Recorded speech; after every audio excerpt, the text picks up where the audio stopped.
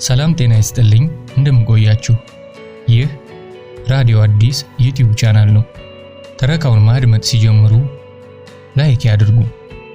እንዲሁም ሰብስክራይብ ያላደረጋችሁ ሰብስክራይብ በማድረግ ቤተሰብ ይሁኑ። ለምትሰጡኝ ማንኛውም አስተያየት እጅግ አድርጌ አመሰግናለሁ። ወደ ተረካው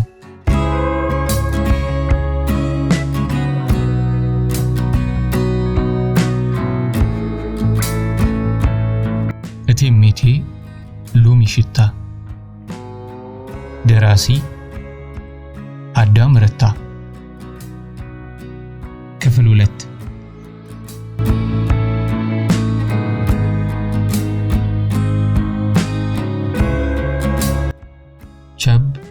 ቸብ ታደሰ እባላለሁ። የወይዘሮ ሎሚ ሽታ የ80 ባሏ ነኝ። ታደሰ ብላ ስትጠራኝ እናቴ የአባቴን ትንሣኤ ወይም አዲስ መሆን መመዝገቧንና መመኘቷ ነበር። ስም ያቅዳል እንጂ ፈጻሚው ጸባይ ሳይሆን አይቀርም። የኔ የህይወቴ መስመር የተቀየሰው ገና ከእናቴ ማህፀን ስወጣ ነው። አባቴ ከተፋበት የድንቁርና ጎዳና እንዲመለስ ማስተማሪያ ልታደርግበት ስሜን ታደሰ ተበለኝ እንጂ እሱ የተማረም የተመራመረም የሚመራመርም አልነበረም። ቸባንድ ተበዳይ ይበድል ዘንድ።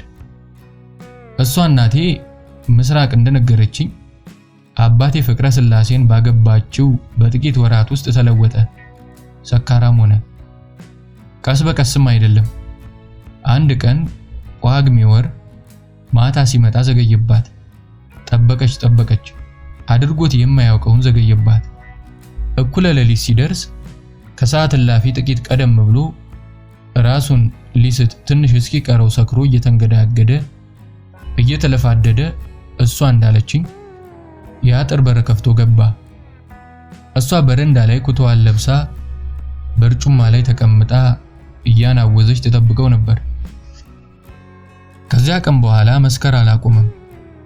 በተለምዶ እንደሚያወራውማ በትዳር ጥላ ስር ልጅ ወልዶ መኖር መጥፎ ጠባይ ያርማል፣ ከስህተት ይመልሳል፣ ያርቃል፣ ያረቅቃል ሲባል ነው።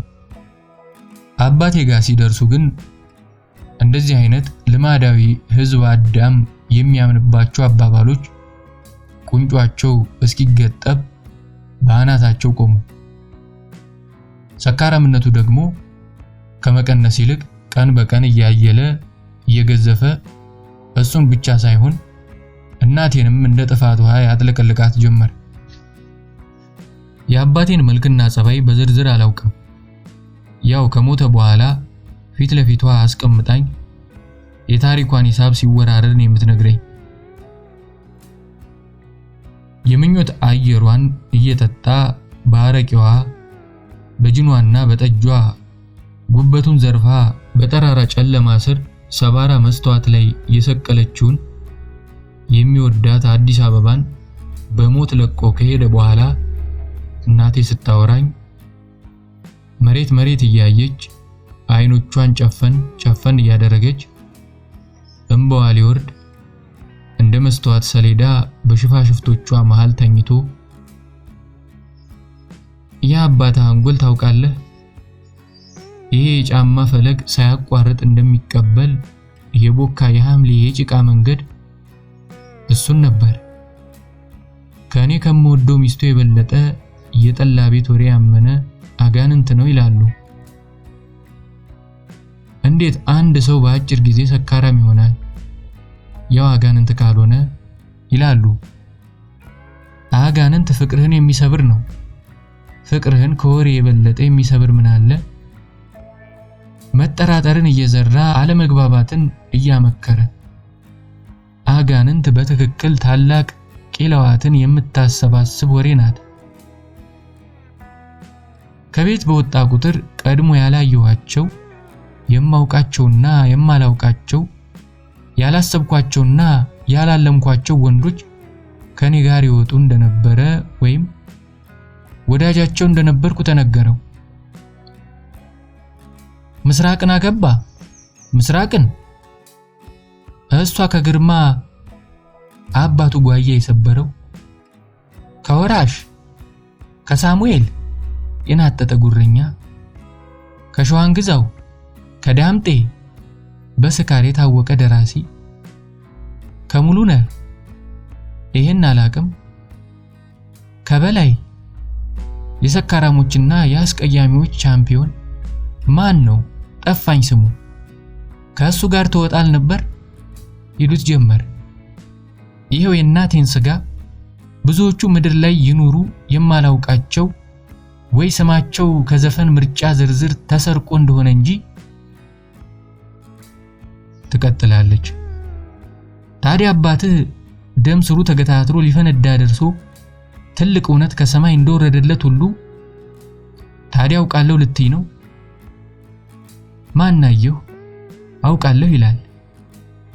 አንዴ ጨዋነኝ ብለሽ የለ ውሸትሽ ሲወጣ ለምን አትክጂ? ቴሌኬክ ቤት ነበር አሉ የምትዩ ክፍል ገብተሽ አታውቂም ነበር የሚባለው ምንሽ ሞኝ ነው ይለኛል። ማን አለ? የነገረኝ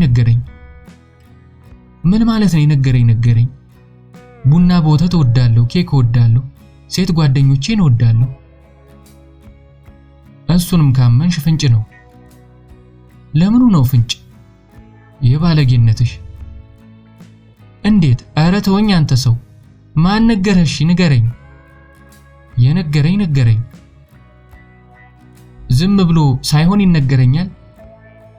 ብዙ ቁም ነገረኛ አለ እኮ የሚያይ ሰው አለ፣ ስበደል የሚቆጩ አሉ ይለኛል። ምን ማለት ነው የነገረኝ? የሀገርህን የወንድ ጅል አየህ? በነገር ተበጣጥሶ ቤቱ ሲገባ ቤቱን በወሬ ወስደውለት ግን ቤት አለኝ ብሎ ይመጣል። በጭንቅላቱ አፈንድዶ ይበቃው። ይቅርታ ልጄ እንዲህ ለማለቴ። ምን ማለት ነው የነገረኝ? የነገረውን በእውን ካመነ ለምን ማን እንደሆነ አይነግረኝም? የነገረህን አምጣው ዘርዝረው ስለው ራሱን ይነቀንቃል። ምን ማለት ነው? አንተ የማትረባ አምጣው የነገረህን። ትቶኝ ሊጠጣ ይሄዳል። አጠገቡ የተቀመጠ ጠርሙስ ዘግዝቃ ባለ አበባ ብርጭቆ ውስጥ የእግዚአብሔር ውሃ ታንቆረቆራለች። ቁሩሩ የሚማርክ ነገር አለው። ሶስቱም መኝታ ቤቶች ከጀርባ ስለሆኑ አንዱ ውስጥ ከተቀመጥን ድምጽ ከውጭ ፈጽሞ አይመጣም። ታዲያ እዚህ ክፍል ውስጥ ከእያንዳንዱ ትንንሽ ከመሰለ ድርጊት የሚወጣው ድምጽ ሁሉ ጥራት አለው። የዛ ነገር ብቻ ነው። ተመቻችቼ ወሬዋን ለመስማት እግሮቼን ስዘረጋ የመጣሁት የአልጀብራ መጽሐፍ መሬት ወድቆ አየዋለሁ። የመምታቴና የመጽሐፉ አወዳደቅ ያወጡት ድምጽ ማራኪነት ቀላል አልነበረም። ላነሳው ቢዳዳኝም ወሬዋን ላቋርጣት አልፈለኩም። ግድግዳ ላይ ብርማ የእንጨት ቢጋር ባለው መስተዋት ውስጥ አረንጓዴ ቀለም የበዛው የስቅለት ስዕል አለ። የስቅለቱ ስዕል ለምን አረንጓዴ እንደበዛበት ባየው ቁጥር ይገርመኛል። እዛ ስዕል ውስጥ ካለው ቁራጭ የመካከለኛው ምስራቅ ሰማይ ላይ ግራና ቀኝ ሁለት ሞላላ ግራጫ ደመናዎች አሉ። የተሰቀለው ክርስቶስ ቆዳው የነጭ ስንዴ ሊጥ ይመስላል። በዛ የፀሐይ ቀጠና ውስጥ ቆዳው እንዴት እንዲህ ሊነጣ ይችላል እያልኩ ራሴን ጠይቃለሁ። ክርስቶስ ፊት ላይ ከአክሊለ ሦኩ ስር ከተለያየ አቅጣጫ ቀጫጫ የደም ጅረቶች ይፈሳሉ። እነሆ ሰውየው። በእኔና በእናቴ መሃል ከገበያ የተረፈ ከ10 ብር በላይ ገንዘብ ጠረጴዛ ላይ አለ። በግንባሩ የተደፋው ብር ላይ ሳንቲሞች ተከምረዋል።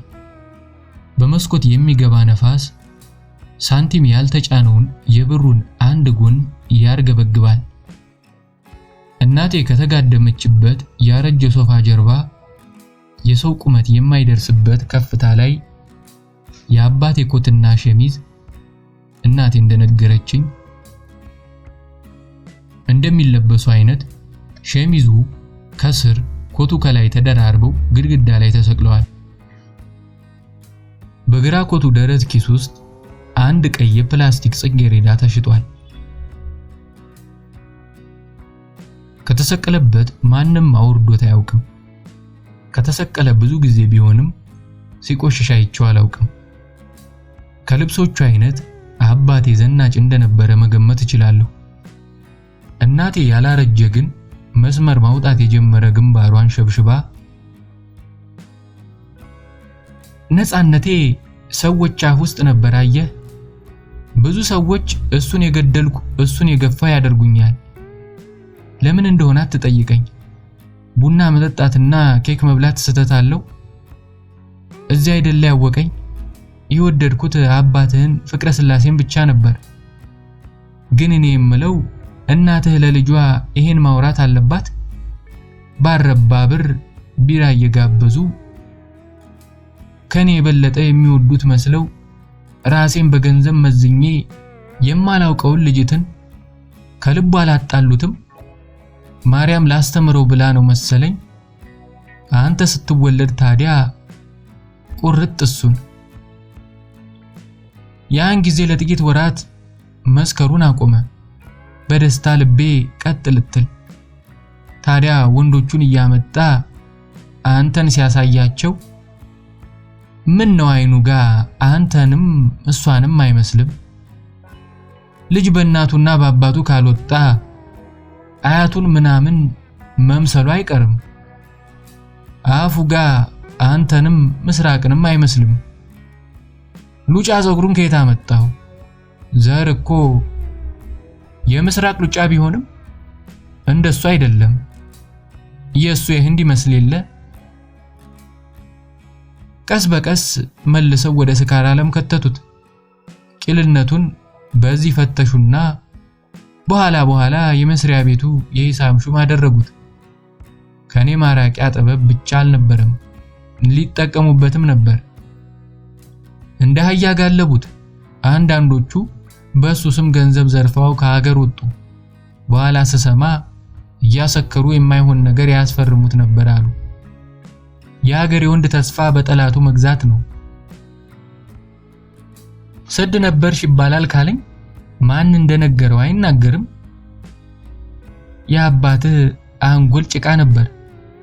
በስካሩ ቀጠለ። በእኩለ ሌሊት የሚንገዳገድ የማያምር ጅብ ፍጡር ሆነ። ከሳ ጠቆረ። ራሱን በአልኮል በላ። ታዲያ አንድ ቀን ከገነት ሆቴል ወረድ ብሎ ቦይ ውስጥ ከቁመቱ ወደቀና ያየ ሲያወራ የነበረ ያው ያሰከሩት ናቸው። ሌላ ማን ይሆናል? የተሰበረ ቆሻሻ ጠርሙስ በአንገቱ ገባ። አለቀስኩ እንጂ ሲሞት።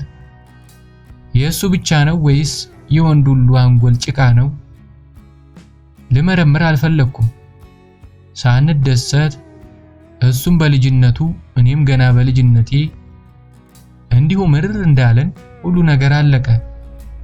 የሞተ ሰሞን ለጥቂት ቀናት እነዚያ ጓደኞቹ ፍቅረ ስላሴ በደረሰበት ነገር የለንበትም ለማለት ነው መሰለኝ እንዳትመጡብኝ ብላቸውም የሌባ አይነ ደረቅ ይጠይቁኝ መተው ተጠየቅሁቴ። ሰው በተሰበሰበበት እንዲህ ማለት አመጡ። እንዴ ፍቅረ ስላሴ ራሱን የመሰለ ልጅ ወልዶ የለ? ድሮ እንዳላዩት ኮፒ በዩ መጽናናት ነው። ሰው መሞቱ አይቀር ይሉኝ ጀመር። አየህ የሰው ነገር፣ አየህ የተንኮል ቴክኒክ። እሱ ያደረሰብኝ በደል ቂሚያ ሲያዘኝ የመሰላቸው አብረውት ሲያጠፋፉት የነበሩት አንዳንዶቹ ሊያባልጉኝ ጠየቁኝ። አንድ ነበር እንደተቀጠረ ልክ ስራው እንደሆነ ሁሉ እየወሰደ የሚያሰክረው። ከብት አድርጎኝ መሰለኝ ላውጣሽ አለኝ። ለልጅ ይወራል ይሄ፣ ለማን ላውራው? ማን ይሰማል? ማን ያምናል? የማሳየ ጎዳናዬን ነው። ያ ሰው ልክ የአፍ ድፍረቱን እንደጨረሰ እዚያው ተቀምጦ እያለ በለቅሶ ፈረስኩ። አለቀስኩ። ያፈላሁትን ሻይ ሳይጠጣ ወጣ። በልቤ ደም ጠጣ ማለት ጀመርኩ። ያን ጊዜ ደም ጠጣ ብዬ ጀመርኩና ዛሬ ደም ጠጡ ሆነ።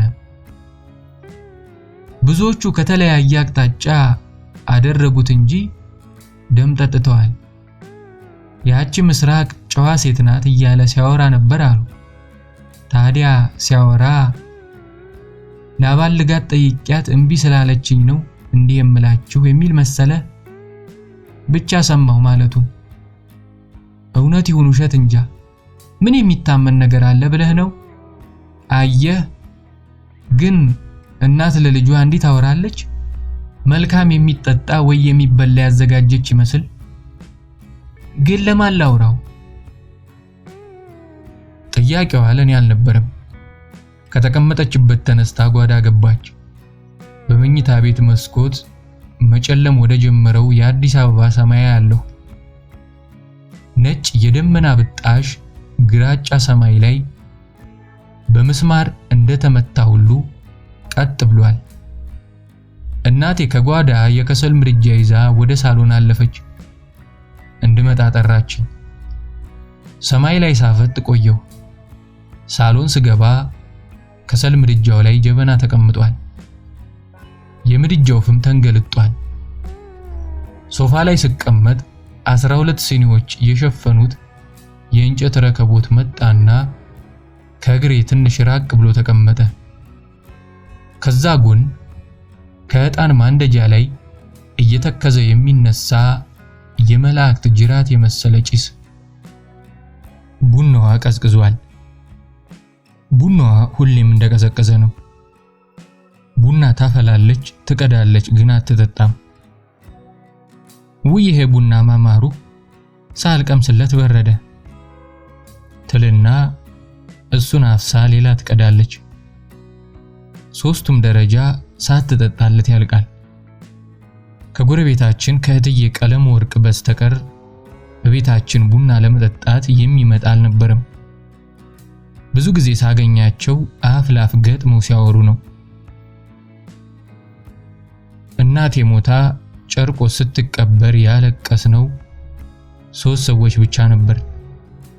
እኔ፣ ነፍስ አባቷና እትዬ ቀለም ወርቅ። ሰዓቷን አውልቃ ጠረጴዛ ላይ አስቀመጠች።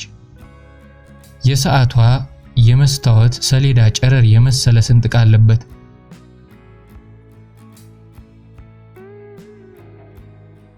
የብረት ማሰሪያው በዚያ ጸጥታ የሚያምር ከነውዝ የሚያነቃ ወዳጅ ድምጽ ነበረው።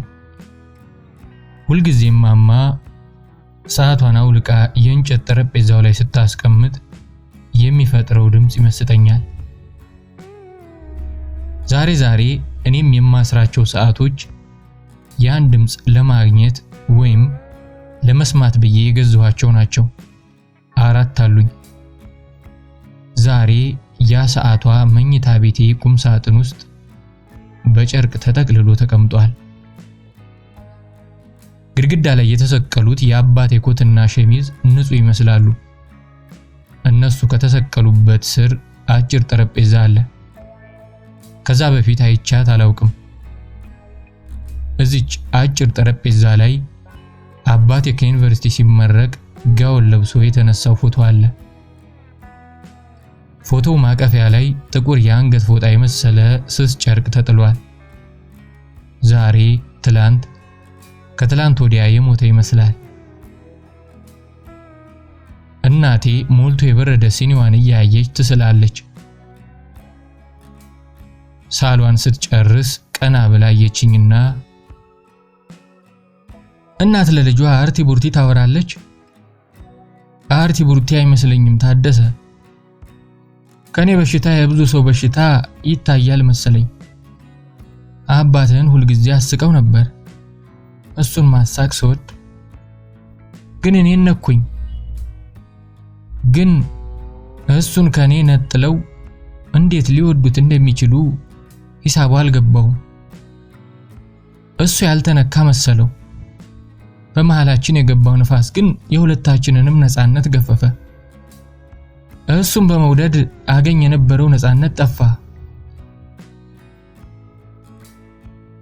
ለሥራ ወጥቶ ሲገባ ቀድሜው ከደረስኩ ጊዜው ያልፍልኝም ነበር። ኮቴውን ስሰማ እተቀመጥኩበት እደነግጥ ነበር፣ እቆምኩበት እደነግጥ ነበር።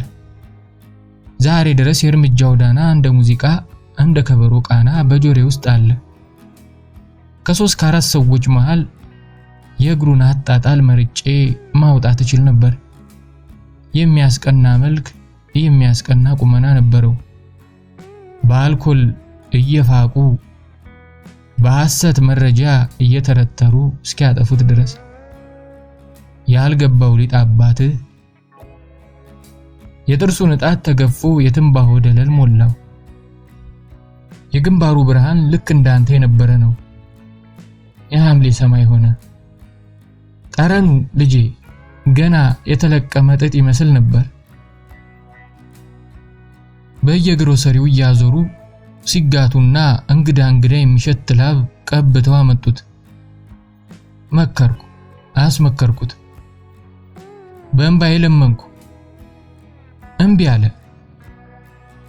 እምቢ የምትለው ቃል ከንፈሮቿ ላይ ስትፈነዳ የተፈናጠረ ደቃቃ ምራቅ አፍንጫዬ ላይ ሲያርፍ ተሰማኝ። አልጠረኩትም። አይኖችን ጨፈንኩና ረቂቅ ቅዝቃዜውን በቆዳዬ ጠጣሁ። እናቴን ወዳታለሁ።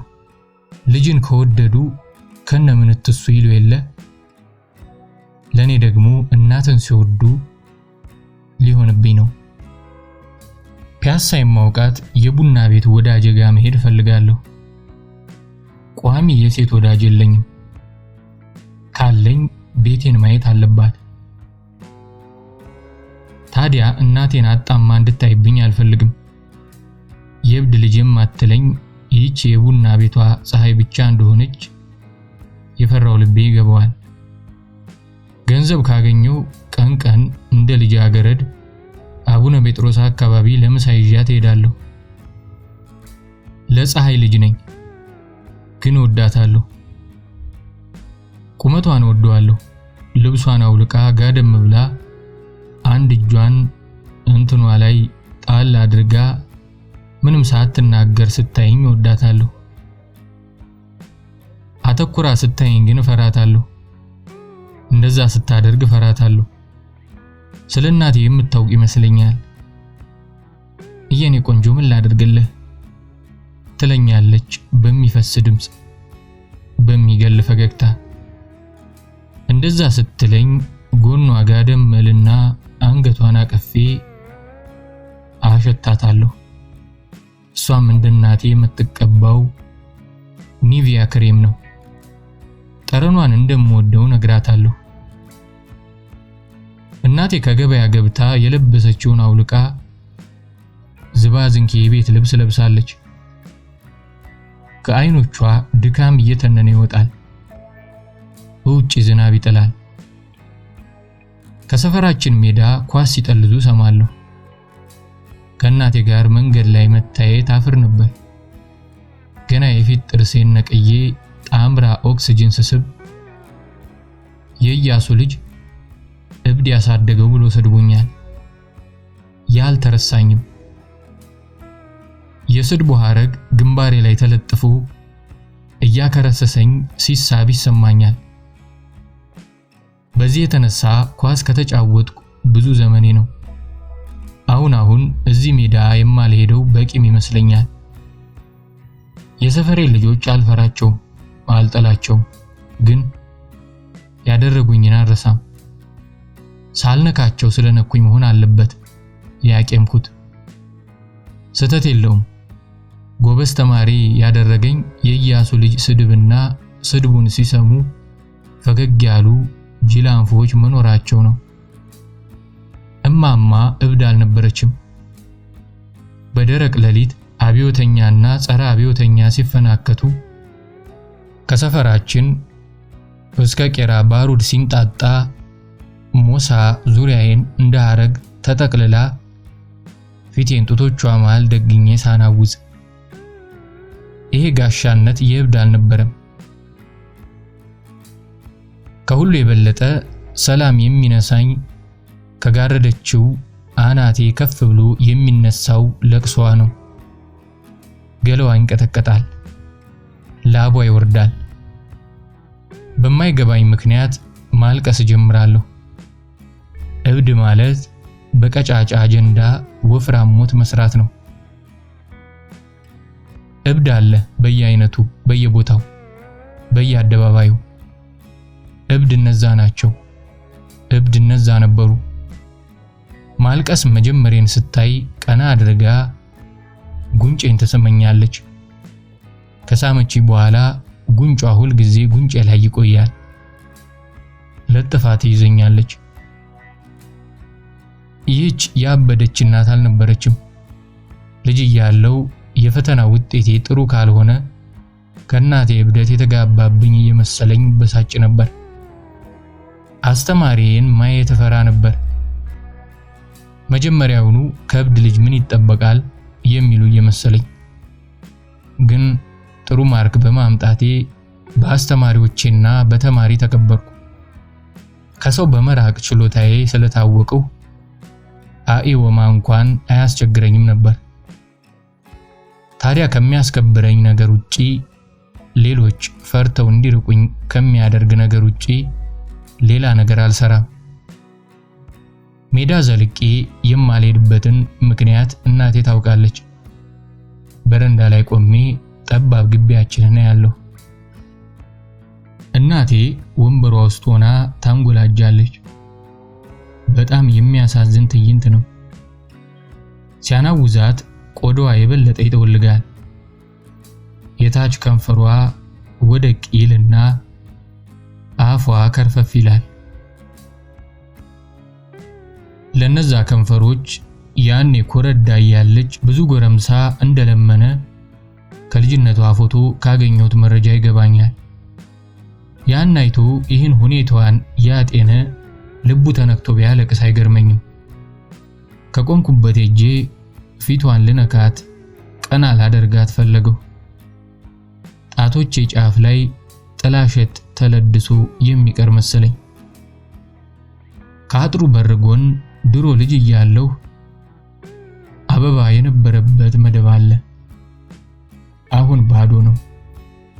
ከእናቴም ከኳስ ሜዳውም ልሸሽ ፈለገው። ወደ ሸርሙጣዬ መሄድ ፈለኩ። ወደ መሄድበት ልሂድ ብዬ ልጠይቃት ዞር ስል ከምታናውዝበት ነቅታ አፏን እየጠረገች ነጠላዋን እያስተካከለች አየችኝና ጣለኝ። የመርካቶ ፀሐይ። ድሮ የምወደው ቦታ መርካቶ ነበር። ለልብስ አልነበረም፣ ለግርግሩ። ዛሬ የት ልትሄድ ነው ቂቅ ያልከው? ፈተና ስላለቀ ከጓደኞች ጋር ትንሽ። ጓደኞችህን ምን ነው አላያቸው? እዚህ ጨርቆስ ድረስ አይመጡም ከመሃል ከተማ። ከጨርቆስ የበለጠ መሃል ከተማ አለ? የአዲስ አበባ ስልጣኔ የሚነሳው ከጨርቆስ ነው። አዲስ አበባ ደሃ ናት። ብዙ ሰው መተዳደሪያ ቴክኒክ የሚቀዳው ከጨርቆስ ነው። ሳቀሁ፣ በጣም ሳቀሁ። ኮስተር ብላ አየችኝ። አየኋት። አንድ ነገር ልጠይቅህ አለች። ምን? ታፍርብኛለህ? ባንቺ ምን ማለትሽ ነው? እንዲህ በመሆኔ ምን ሆንሽ? ተው ታድዬ ተው። ምን ማለቴ እንደሆነ ይገባሃል። ለኔ ምንም አልሆንሽም። ትሰሪያለሽ፣ እኔን ታስተምሪያለሽ። አሪፍ እናት ነሽ። እሺ ይሁንልህ። አንድ ቀን እንኳን አላፈርክም? ፍቅረ ስላሴ ስለምል በሚዛን አለመውደድ ያሰደበኝ ምን ላድርግ? ድክመቴ ነው፣ ገመናዬ ነው። ብታፍርብኝ አይገርመኝም። ሁላችንም ገመና አለን። አየህ፣ ንጹህ ሰው የለም። የተለያየ ስህተት የሚያሰራ በለስ በልተናል። ሰውነና አባትህ በለሴ ነበር መሰል። ስትኖር ያጋጥማል። እሱን እንደወደድኩ በኋላም ለርሱ ነበርኩ። ፍቅረ ስላሴ ሰካራም ቢሆን ልዩ ክፋት አይደለም። ከኖህ ጊዜ ጀምሮ የነበረ ነው። ታዲያ የሆነ ስህተት ምክንያት ተደርጎ ሰው ማሸሻ መሆን የለበትም። ይቅርታ ይደረጋል አይደል? ይቅርታ አደርግልሃለሁና አልኩት። ልቤን ከፈትኩ። ራሴን ስህተተኛ አድርጌ ይቅር አልኩት። ግን እሱን አቀኝ።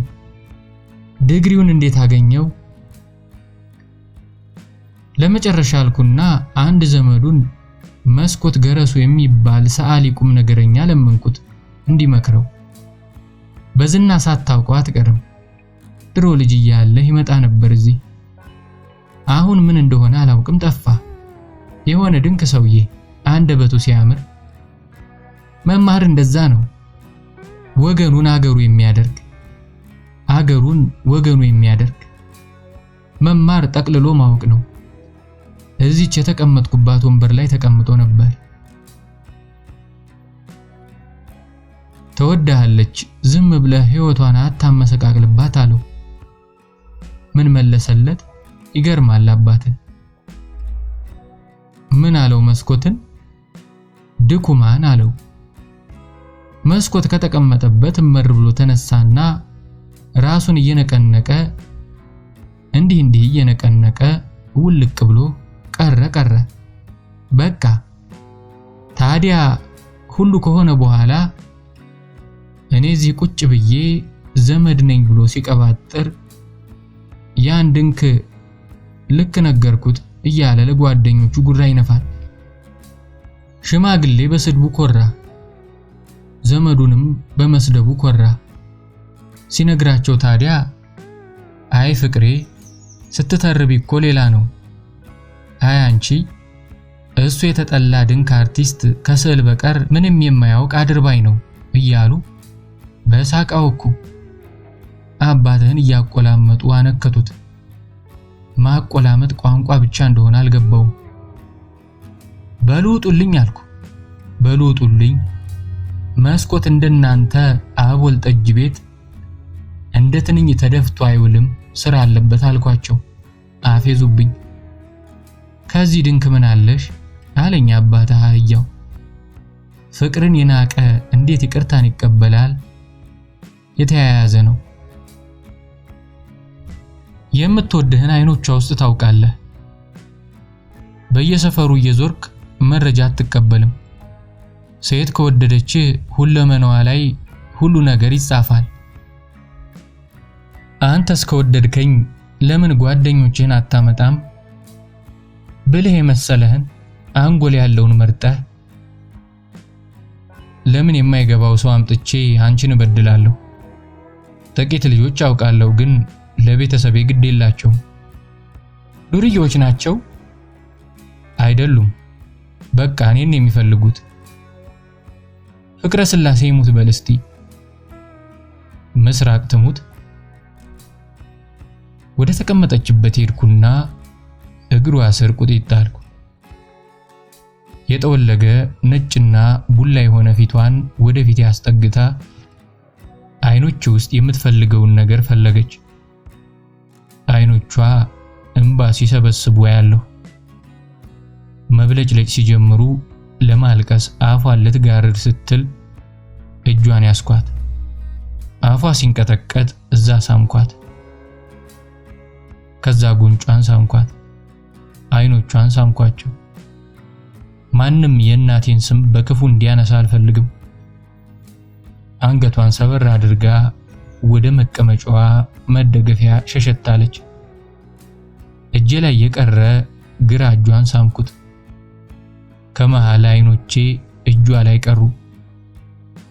ልጅ እያለው የእጇ አይበሉባዎች ቅላት ነበራቸው። አሁን ጠቁረዋል። ቆዳቸው የተሸበሸበ ይመስላል።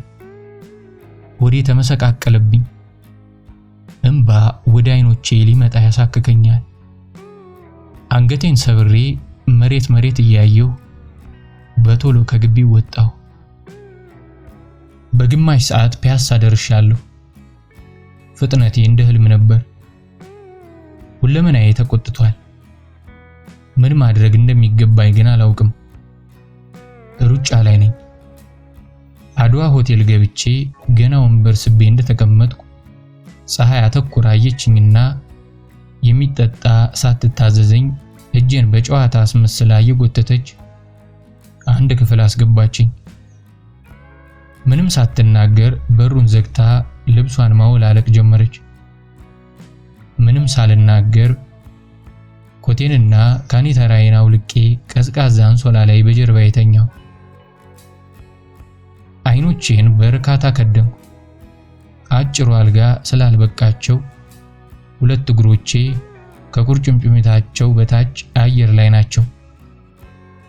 የካልሴ ንጽህና ክፍሉን አበራው። ያው እናቴ ናት እነዛን ያጠበቻቸው።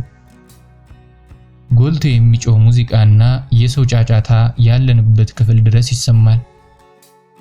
ፀሐይ ከቆመችበት አየችኝ። ሁሌ ራቁቷን ቆማ ወገቧን ይዛ ዳሌዋን ታሳየኛለች። ቅርጿ የሸርሙጥ አይደለም እላለሁ ለራሴ።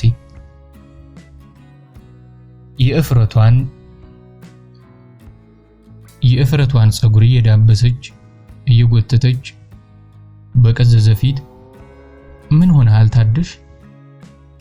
እንጃ ደህና ትመስልም፣ አይዞህ ሌላ ቦታ እንሄድ፣ የማውቃቸው ሰዎች አሉ፣ ክፍል ያከራዩናል፣ የሚረብሸን የለም አለ አይደል፣ ብቻችንን እንሆናለን፣ ታወራኛለህ፣ የሚያስጨንቅህ ካለ ንገረኝ፣ እህትህም ልሁን። አተኩሬ አየኋት። የአንገቷ አሰባበር ውስጥ ልምምጥ አለ። ወተት እንደምትለምን ድመት። ምን እንደምመልስላት አላውቅም። አልጠበቅኩም ይሄን ጥያቄ። ምንም አያስጨንቀኝም፣ ደግሞ ገንዘብ የለኝም። አበድርሃለሁ። ከት ብላ ሳቀችና ንገረኝ፣ ምን ሆንክ? ናፈቅሽኝ። ዋሸኸኝ። የእውነት አታውቂም? ምን ሆነ ሴቱ? እናቴ ዋሸኸኝ፣ ይቺ ዋሸኸኝ። ብስጭቴን ከምራቂ ጋር ዋጥኩ። ጎምዘዝ ያለ የብስጭት ምራቅ ጣዕሙ እንደ አቼቶ ነው። ከውጭው ዓለም የጋረደኝን ዳሌዋን እየሳበች በዝምታ ተጠጋችኝና ግንባሬን ስማ እተንጋለልኩበት ከላይ እስከ ታች በስርቆት አየችኝ።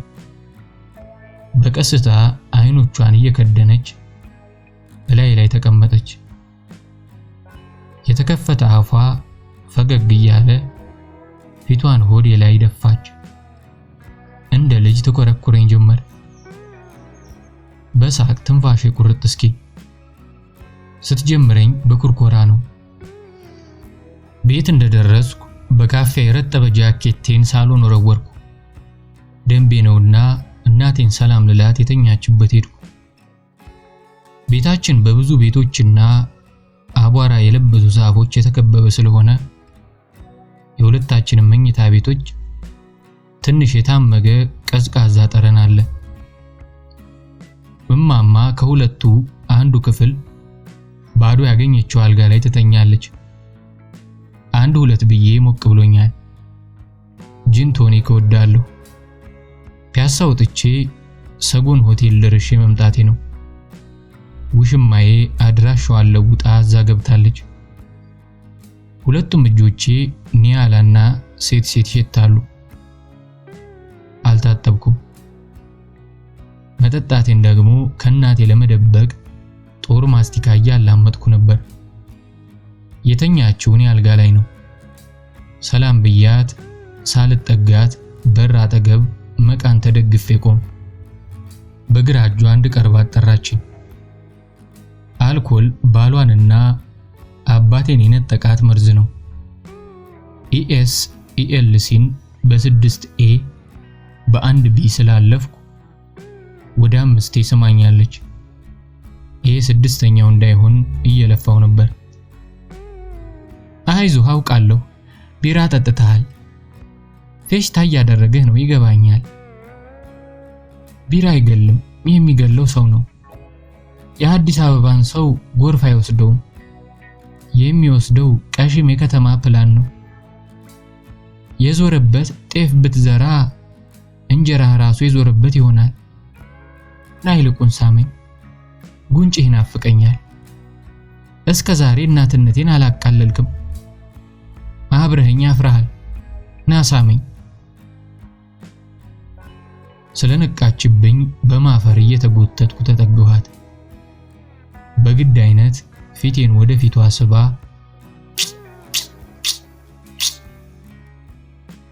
ጉንጮቼ ምራቋን ለብሰዋል። የአፏ እርጥበት ሲሰማኝ ሁለመናዬ በደስታ ያረገርጋል። ገና ጉንጮቿን ከመልቀቄ ተቆጥቻለሁ፣ ኮርኩሜያለሁ። አንጀቴን ቢበላኝም እንደ ወንድ እጄን አንስቼ ዱላ አንስቼ መትቻለሁ። ካሁን በኋላ ራስን ትችላለህ። ካስከፋሁህ ላንተ ብዬ ነው፣ ይቅርታ አድርግልኝ እሺ።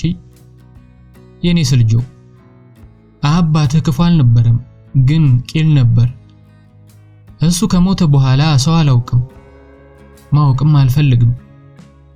ከቤቴ ስወጣ ወጥመድ ይሸተኛል። መርገምት በቁና ተሰፍራ እንደ ትኩስ ንፍሮ እየጤሰች የምትጠብቀኝ ይመስለኛል።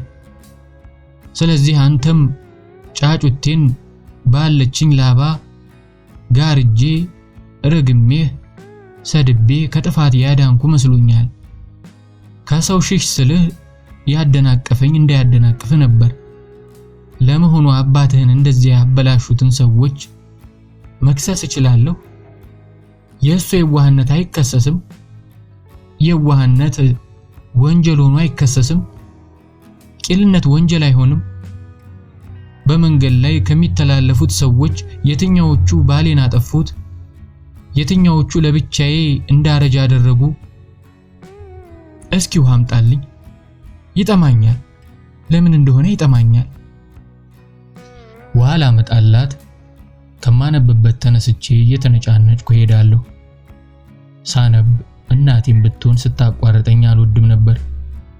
በተጨማሪ የምማርበት ፋካልቲ ብዙ ስራ ያሰራኛል። እማማ ብዙ ጊዜ አልጋ ላይ ናት። የዓመት ፈቃዷን ወስዳ አልጋ ላይ ናት። ሁልጊዜ አልጋ ላይ ናት። ስለምትረሳ አንዳንዴ ገሏን እንድትታጠብ የምነግራት እኔ ነኝ። መታጠቢያ ቤት ንጹህ ፎጣና ጨርቅ አስገባላታለሁ። የሰጠኋትን ውሃ አንጋጣ በአንድ ትንፋሽ ትጨልጣለች። ጉሮሮዋ ሳያቋርጥ ከፍ ዝቅ ይላል። ብርጭቆውን ጠረጴዛ ላይ ስትመልስ ግንባሯና ፊቷ ላይ ላብ ችፍ ይላል። ከተማሰ እርጥብ አፈር የወጣ ጓጉንቸር በጣት ወይም በእንጨት ሲጎነትሉት ቆዳው ኩፍ ብሎ አረፋ የመሰለ ነገር እንደሚያጀው ላቧን በነጠላ አብሳ ከተጋደመችበት እየለመድኩትን ታንቆረቁርልኛለች። የትኛዎቹ የተጀመረው ያማረው የፍቅር ቡቃያ ብቻ ሆኖ እንዲቀር አደረጉ? ከፍቅረ ስላሴ በስተቀር ማንንም እንደማልፈልግ እስከሞትም ድረስ አለመፈለጌን ላሳያቸውም እያለሁ ምስራቅ አለች እንደዚህ ሀገር እንዲሉ ፈልጋለሁ። በታሪካቸው እንድሰፈር አልፈልግም። ባረሙት፣ በሰረዙት፣ በደለዙት የውሸት ታሪካቸው ውስጥ የሚታዘንልኝ ግራ የገባት ተብዬ መመዝገብ አልፈልግም። ብትረባም ባትረባም የአንድ ገጽ ያልተበረዘች እሱን የማፍቀር ታሪኬን ይዤ አፈር ገባለሁ። ወደ ስራዬ ሲሄድና አስቤዛ ልገዛ ካልሆነ ለ17 ዓመታት ከቤት አልወጣሁም። ቀሩብኝ መሰለህ? ምናቸው ይቀራል? የበሰበሰ ህብረተሰብ በወሬ ሞተር በወሬ ቤንዚን የሚያነቃንቅ በተራ ወሬኛ የሚገዛ ተራ ወሬኞች የሚያሳድሙት ህዝብ ቢቀር የሚቀርብሽ እርግማን ነው አልኳት ምስራቅን። እናቴ ብዙ ጊዜ ኃይለ ቃል ተናግራኛለች፣ ግን ዝርዝሩ ትዝ አይለኝም። ተናግራኝ ግን አታረቀኝም። ተናግራኝ ጎትታ ታቅፈኛለች፣ ትስመኛለች። አጥብቃ አቅፋ ትርጉም የማይገባኝ ዘፈንና ዜማ እያቀነቀነች ትወዛወዛለች። እግሮቼ ይደክማሉ። እርግማኗ ሳይሆን ትዝ የሚለኝ እግሮቼ ሲደክሙ ነው። እንጉርጉሯን እንዳቆመች ትለኛለች። ማለት አለብኝ። የሴት ልጅ እንዳትባል፣ የእብድ ልጅ እንዳትባል፣ ጠንክር፣ የኔ ስልጁ ነህ። የማልወደው ስልጆ ስትለኝ ነበር። ካደጉ በኋላ ስልጆ ብላ እንድትጠራኝ ብነግራትም በማላውቀው ምክንያት አንድ ማታ ልታሞካሸኝ በልጅነቴ ቅጽል ትጠራኛለች። ስልጅዬ እራት እንብላ አርቦኛል፣ አንተስ? እናቴ እራት ለመብላት ተቀምጣለች። የእናቴ እራት ነው። ሳህኗ ላይ ግማሽ እንጀራ፣ እዛች ግማሽ እንጀራ ላይ እሳት የመሰለ በርበሬ በዛ ወጥ፣ ከዚህ ጎን በሻይ ማንኪያ ከድስት ቂጥ ተፈቃ የወጣች የመሰለች የአልጫ ክክ፣ ትሪው ቆርቆሮ ላይ ሃኔ የመሰለ በሽንኩርት ብቻ የተሰነገ አረንጓዴ ቃሪያ። እኔ ካምፓስ ስለምበላ ላስቸግራት አልፈልግም። እኔ ዛሬ የምበላው ለነገ ለተነገ ወዲያ ይሆናታል። ቁም ሳጥኔን እየበረበርኩ ዕቃ በሻንጣዬ ከታለሁ። ከሳጥኑ ጀርባ 3 ትላልቅ አልበሞች ተደራርበው አገኘው። አይቻቸው አላውቅም። አንዱን አልበም ገና ስከፍተው ያየሁት 6 ኪሎ ካምፓስ ፊት ለፊት የቆሙ የ5 ጎረምሶች ፎቶ ነው። ወደ እናቴ ወሰድኩትና እነማን ናቸው አልኳት። አባትህና ጓደኞቹ። ሁሉም ሙሉ ኮትና ሱሪ ከነከራባቱ ለብሰዋል። እጅ ከተከሻ ተያይዘዋል። ፎቶአቸውን ሳይቆየውና አባቴን አውቄዋለሁ፣ አባትህን በደሉት ያልሽኝ ሰዎች ናቸው አለች። አዎ እንደማለት። ሰዎቹ አይመስሉም አልኳት። ዩኒቨርሲቲ እኮ እባብም ያስተምራል፣ አጥፊ ያስተምራል፣ ጅልም የበለጠ ጅል እንዲሆን ይማራል። ሁለቱ እዚህ የሉም። ሁለቱ አሉ፣ ተዋቸው። አልበሙን መመልከት አቆምኩ። የተቆለፈ በር ያጋጠመኝ መሰለኝ። ገፍቼ መግባት ፈራሁ። አባቴ በጣም የሚያምር ጎረምሳ እንደነበር ለማማ ነገርኳት። ምን ይጠቅማል ቢያምሩት አለች ቁና ተንፍሳ። እማማ ራስሽን ጠብቂ፣ ብትታመሚ ገንዘብ የለንም፣ የምትታከሚበት ምን እንከፍላለን? ዩኒቨርሲቲ አቋርጬ አንድ ትንሽ ስራ ብይዝ ስላት ደንፍታ ከተቀመጠችበት ተነሳች። በእጇ የያዘቻትን ቁራሽ እንጀራ ከቁሟ ትሪ ላይ በብስጭት ለጠፈቻትና ደካማ ሰው የጠላቱን አጀንዳ የራሱ መስሎት የሚሰራ ነው። ከመስራት በፊት የምትሰራው ማንን ይጠቅማል በል። የአባትህ እንቅፋቶች እሱን ሰካራም አድርገው ሲጥሉት ሴራቸው አንተም ልጅነት ላይ ነው አይደል? ሰፋ አድርገው ያላሰቡት ሆነ። ሴራቸው ቤት አስቀመጠህ፣ አሰራህ፣ አለፍክ ፈተናህን። እንቁላላቸውን ጥለው ነበር የሄዱት። አባትህ ብሩህ ስላልሆነ አልገባውም እንጂ አንተ ቆንጆ ነህ፣ የገባህ ትመስላለህ። አገር ባጭር የምትቀረው እንዳንተ አይነቱ ሲመታ ነው። ራስህን ስታድን አገርህን ማዳንህም ነው። ሲያከብሩህ አክብር፣ ካላከበሩህ ለምን ትለማመጣለህ? መቼም ጂሚ የተባለ ፈረንጅ ከአውሮፓ አልመጣም አባትህን ሊያጠፋ። እዚህ ያለ የከረፋ የአገሬ ልጅና ሸረኛ ነው አይመስልህም? በመሰረተ ትምህርት ተማሪውና በአስተማሪው መሃል ልዩነት የሌለበት የተረገመ ቦታ ነው። ግን እነዚህ ያሰቃዩኝ የት ሄዱ? የትም። አየህ፣ የትም። የት ደረሱ? የትም። ውጭ ሀገር አታለውት የሄዱት እንደሚያኩ እናውቃለን። እዚህም አለን የሚሉት ያው አንድ እንጀራ በልተው አንድ እንጀራ አርተው ያድራሉ። የሚራበውም ህዝብ ቁጥር ይጨምራል። ቃሪያውን ብቻውን አነሳችና ለመብላት ወደ አፏ አስጠጋች። ከተቀመጠችበት ተነሳችና ቃሪያውን አቁማ ጥላ ወደ መታጠቢያ ቤት ቸኮል እያለች ሄደች። ራሴን ነቅንቄ ተከተልኳት። ስገባ ፊት መታጠቢያ ሳህኑ ላይ አቀርቅራለች። ያስታወከችው ወይ የተፋችው ምራቅ ውሃ መሽሎኪያ ብረት ላይ አደይ መስሎ ተለጥፏል። ምን ላውራ? የማውራው አስጠላኝ። ምን ላውራ አለች። ለደግፋት ወገቧን አቀፍኳት። የደገፈኝ እጄ እንዳይለቃት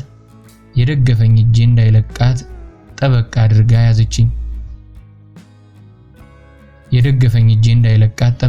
ያዘችኝ። አፏን ከፍታ እያማጠች ወደ ሳህኗ ጎነበሰች። ቋቅ ይላታል፣ ግን የወጣ ነገር አልነበረም። ትንሽ ደቂቃዎች ቆየችና አፏን ተጉመጥሙጣ ወጣን። ላበረታታት ካቀረበችው እንጀራ ትንሽ ቆረስኩና ከኮጣን ስቼ ጎረስኩ። ጥሩ ነው አልኩ። አላሰኘኝም አለች ፊቷን አጎማዛ። ፊቷ ላይ የመመረር ድባብ አለ። አይኖቿ ቅንድቦቿ ስር የተነፈሱ ኳሶች ይመስላሉ። ከንፈሮቿ ሎሚ እንደመጠጠች ሁሉ ተሰብስበዋል። የአባቴ ኮትና ሸሚዝ ከተሰቀሉበት ወርደዋል። ለአስቤዛ ትላንት የተውኩላት ገንዘብ ጠረጴዛ ላይ ነው። ገበያ ለምን አልሄድሽም አላልኳትም። ብርድ ልብሶቿ አልቀዋል። የምትፈልገውን እንድትገዛ ነበር። ሲጀመር የሚያምር አረንጓዴ የነበረው ብርድ ልብሷ ቀለሙ ተለውጦ ጥቁር መሆን ብቻ ሳይሆን ባዘቶ ሆኗል። ከሞዝቦልድ የገዛሁትን አንሶላ ማታ ከገበያ አምጥቼ ብፌ ላይ እንዳስቀመጥኩት ነው። ያነሳው የለም። የአባቴ ኮትና ሸሚዝ ከግድግዳ ላይ ወርደው ጠረጴዛ ላይ ተጋድመዋል። ማን አወረደው አልኩ ወደ ኮቱ እያየሁ። እኔ ነኝ አለች። ያፈረች መሰለኝ። ስታፍር ፊቷ የሆነ ደስ የሚል ነገር አለው። ፊቷ ከቁጣና ጥርሱን ከነከሰ ንግግር ሌላ ምንም ሆኖ አይቼው ስለማላውቅ ይሆናል። ለምን አወረድሽው አልኳት። ላራግፍ ስልጅዬ አህመድ ለበሰኮ ጨርቆስ እኮ አቧራ ነው። ዝም ብዬ ወደ መኝታ ቤቴ አልፌያት ልገባ ስል ጠራችኝ። ትላንት በመንገድ ሳልፍ አንዷ የተናገረችው በጆሮዬ ገብቶ እስካሁን ሲከነክነኝ መሳደቧ እኮ ነው። አንዱን አንተ ሂትለር አለችው። በአገሬ ክፉ ጠፍቶ ጀርመን እሄዳለሁ። ደደብናት፣ ራሷን ያላወቀች ያልደረሰባት። ሂትለር ምን አደረገኝ? ሂትለር ለኔ ውብ ነው፣ ግራዚያኒ ይሻለኛል። እሱስ ምን በደለኝ? ባዕድ አይደሉ እንዴ? አብረውኝ አልበሉ፣ አብረውኝ አልጠጡ፣ አብረውኝ ባንዲራ ይዘው አልተንጦለጦሉ። እንጀራ ከቆጮ ህብስት ካምባሻ ሽሮ ካልተሻሙኝ ሂትለር ብሎ ነገር። እነዚህ ጀርሞች፣ እነዚህ መርዞች ቆመህ በወገንህ መሳቂያ ያደርጉሃል። ለምን ተስቃላችሁ ብትል አይገባቸውም። አህያ ምን ይገባዋል?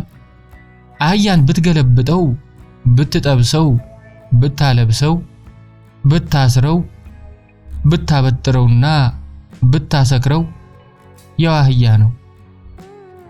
ለምን ይስቃሉ? እጠይቃለሁ። አህዮች ሆይ ለምን ተስቃላችሁ? ትዳሬ ፍቅሬ በመፍረሱ። አየህ እኔ ላይ የሰፈረው ጀርም እስኪ ይዛቸው ነው። እሱ እንዲደርስባቸው ጸልያለሁ ቢገባቸው። ቤቴን እያፈረሱ ያልገባኝ መስሏቸው አፍጥጠው ቤቱን ነው ብለው ይመጡና ስለ ዲሞክራሲ ጥሩነት፣ ስለ መንግስቱ ኃይለ ማርያም መጥፎነት ያወሩኛል። ማነህ አንተ ላለሁ። ማነህ አንተስ? መለኪያዬ ረቂቅ አይደለም። አየህ ከባድ ነው ግን ቤቴን እያፈረሱ ንጉስ ያማሉ። አወናካሪዎች ሌላም ስራ አልነበራቸውም ማወናከር። አንዳንዴ ሳጠባ ወተቴ ከደረቴ ሲፈስ ይመር ነበር። ትንሽ አልጎመዘዘህም ይመስለኝ ነበር የኔን ጎምዛዛነት የምትጠባ። ይሄን ሳስታውስ አንጀቴ ስፍስፍ ይልብኛል።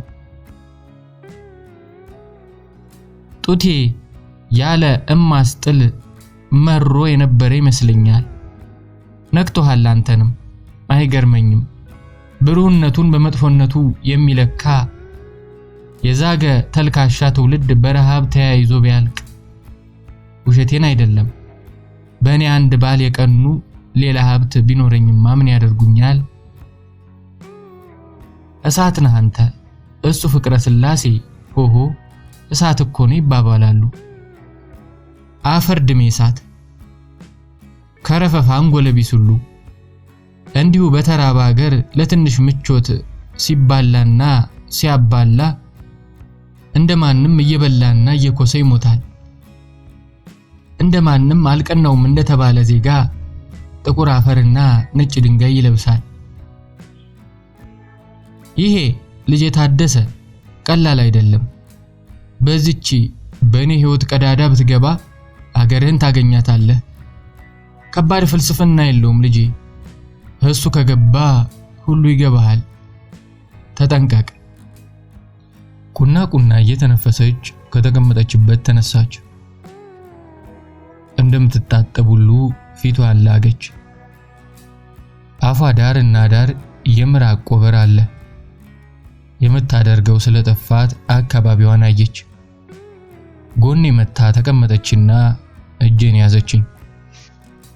ይሄ የአፍሪካ ቀንድ ጅል፣ ይሄ አንኮ በኔ በልጥ እየተገፋፈጠ የሚጠፋ ነው። አንዳንዴ ከደም ሳይሆን ከንፍጥ የተሰሩ ይመስለኛል። አየህ ብትበጣቸው ቀይ ደም ሳይሆን አሞራ የመሰለ ንፍጥ ነው የሚወጣቸው። ከዚህ የበለጠ ሊሆኑ አይችሉም። ላም ሳር ሊግጥ ውሻ ቆሞ ሊሸና፣ እነዚህ ደግሞ ያበላሹ እንዲጠፉ የተሰሩ የታሪክ አንኮሊሶች ናቸው። ታዲያ ፖለቲካ ያወሩኛል መተው። ደርግ ምንትሴ መንግስቱ ቀባጥሴ። ግልሽን ፈልጊ ሞቴን በኩራት ተጠብቃለሁ። ግልግል ከነሱ ሞተች አይባልም ተገላገለች ነው። ቢቻል ሬሳዬ እዚች እነሱ የቆሙባት መሬት ውስጥ ባይሆን የሆነ ብቻ ሩቅ ቦታ ብቀበር ለቅሶም ባይደርሱ ወዳለሁ። ቀብሬ እንዳትደርሱ የሚል ደብዳቤ አሁን ብጽፍ ደስ ይለኛል። ምክንያቱም እኔ ቲያትር መስሪያ ፕሮፕ አልሆንም። በህልሜም በውኔም ወደዚህ አይነት መማረር የምመጣ አልመሰለኝም ነበር። እንዲህ አይነት ህይወት ምድር ላይ ያለ አይመስለኝም ነበር። ቀሚሴን ገልበው በመራራ ህይወት ቂጤን ቸብ አደረጉት። ሂሂ የሚያቃጥል አይነት እስካሁን እንደሳት የሚያቃጥለኝ ቸብ ቆሞም ሞቶም። ፊቴን አልፎ እየዳበሰች አንዳንዴ እጄን የቀኝ ወይም የግራውን እጆቿ መሃል አስቀምጣ ፍትህ ከዚያ እንደሚፈልቅላት ሁሉ እያሸች ከሻሿ ስር ያመለጡትን የሽበት ዘለላዎች ቦታቸው ለመመለስ እየሰበሰበች በአመልካች ጣትና በአውራ ጣቷ አፍንጫዋን እየመዘለገች እየተናፈጠች ጣቶቿ ላይ የተጣበቁትን የንፍጥ ሐረጎች ያገኘችው ነገር ላይ የሞጀቀች አይኖቿም ፈጠውና በእንባ ሰሌዳ ታውረው የተጠበሰ የመሰለ የፊቷ ቆዳ በሚያሳዝንና በሚያስፈራ መልክ ወዞ። ቸብ 2 ከማህቡራቢ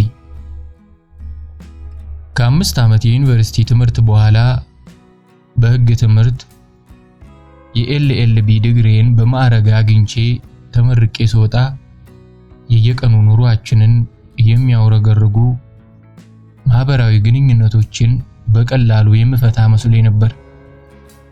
በከፍተኛው ፍርድ ቤት አቃቢ ህግ ሆኜ ስሰራ ወንጀልና ምስክርነት ስለተባሉት ጉዳዮች ብዙ ፈተሽኩ። ተከሳሾቹን ተረጋገጠ በተባለ የምስክርነት ጦር አገላብጬ ወጋው። ባዘገመ ሂደት የተረዳሁትና የተገለጸልኝ አስፈሪ ሁኔታ ቢኖር ከእውነት ቀድሞ መተማመን እምነት መኖሩ ነበር።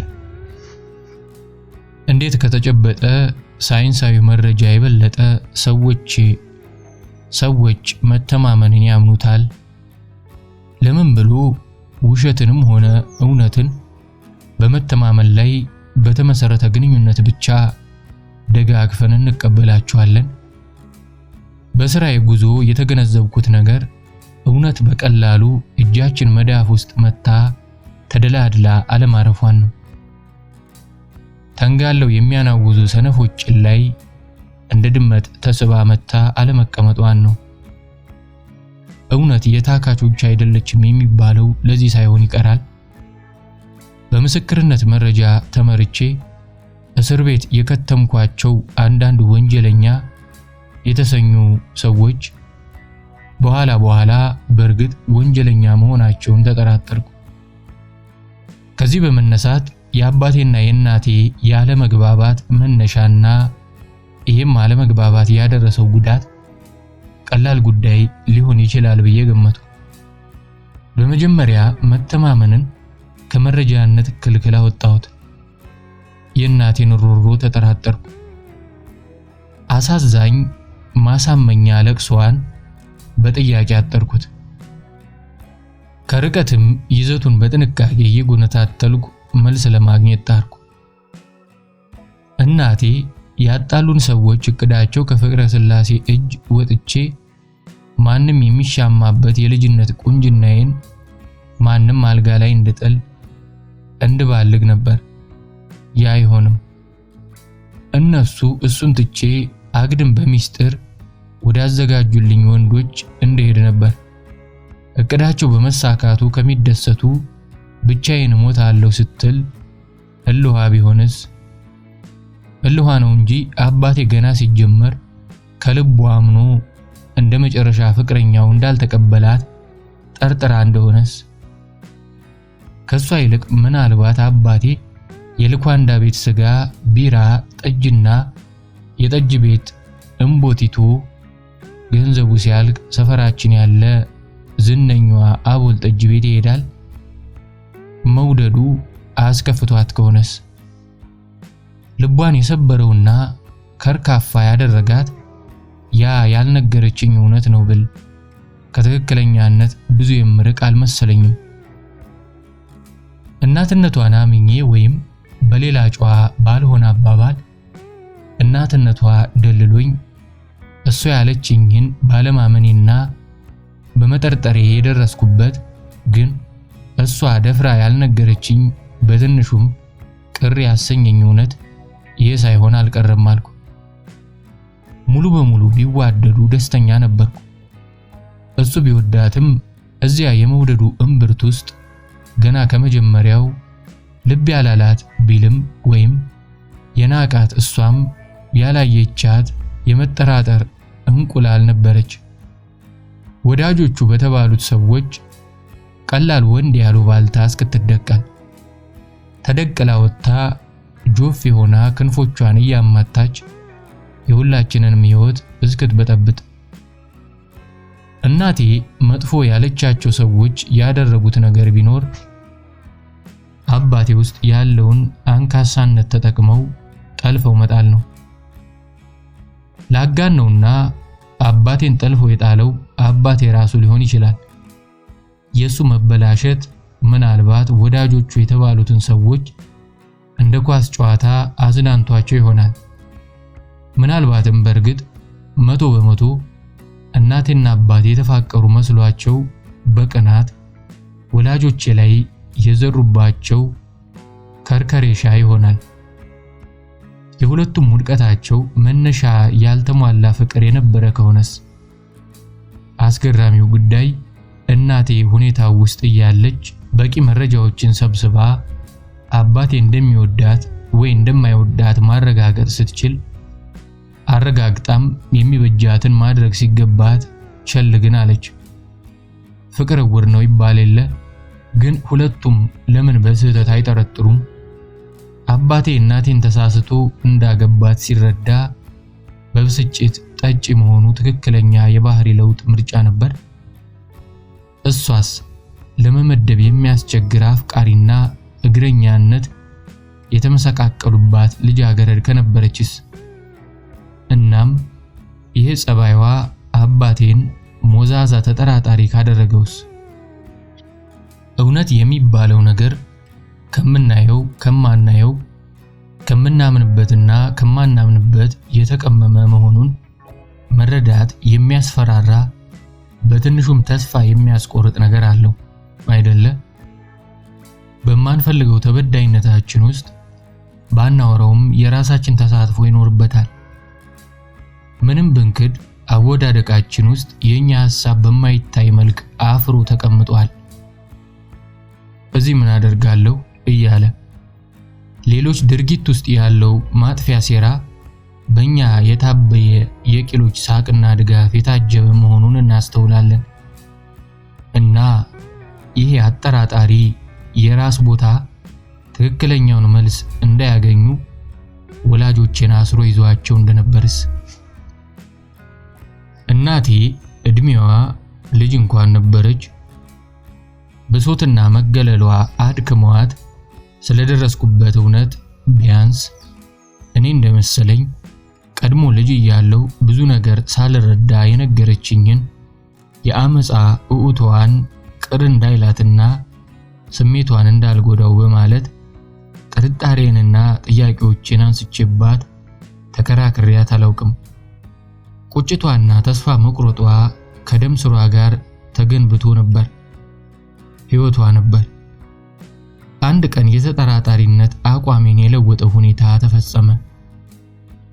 የጥብቅና ስራዬን በጀመርኩ በ3ኛው ዓመት ላይ አንድ ማታ ከስራ ስገባ አልጋዋ ላይ ጋቢዋን እስከ ትከሻዋ ደርባ የአባቴን ፎቶግራፍ አቅፋ ለዘላለም አንቀላፍታ አገኘኋት።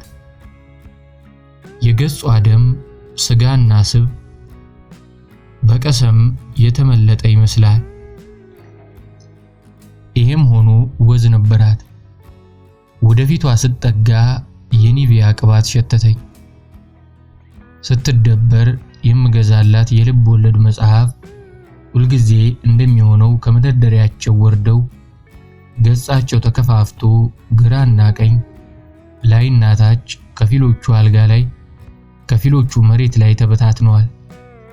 ፊት ለፊቴ ጠረጴዛ ላይ እሷና አባቴ በሙሽርነታቸው ጊዜ ተቃቅፈው እየሳቁ የተነሱት እጅግ የሚያምር በተስፋ የተሞላ ፎቶ አለ።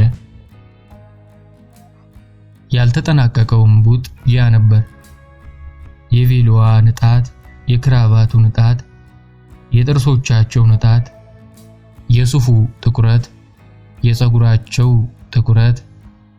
እሷ ደግሞ ከሆነ ነገር እንደምትሸሽ ሁሉ ደረቱን ተጠግታው ትስቃለች።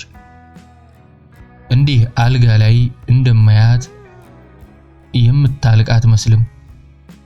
ለመጀመሪያ ጊዜ ያን ቀን የጭንቅላቴ ጊዜ ሳይቆጠር ቀርቤ ያቀፉኝን ያጎረሱኝን ጣቶቿን አየኋቸው። ቀርቤ ነካኋቸው። የጣቶቿ ጫፎች በታይፒስትነቷ ሰበብ እንደ ድንጋይ ከራራ ነበሩ። ወዝ አልነበራቸውም። ፊቷ ሞታም ያዘነ ይመስላል። ሁሌ ያዘነ ፊት እንደነበራት ትዝ አለኝ። ወደ ጎን ወደ መሬት የምታይ ይመስላል። መሞቷ ያሳፈራት አይነት። ግራ እጇ ከጋቢው ወጥቶ አየር ላይ አምላክን እንደሚለማመጥ የገረጣ መዳፏን ወደ ሰማይ አድርጉ። የደረበችውን ጋቢ ከላይዋ ሳነሳ ከስር የሙሽራነቷን ቬሎ ቀሚስና ግድግዳ ላይ ተሰቅሎ አይ የነበረውን የአባቴን ኮትና ሸሚዝ እንደለበሰች አየሁ። ሁሉንም በስርዓት ለብሳለች። ነጭና ጥቁር አዝሙድ ጸጉሯን ታጥባ ተጎንጉናለች።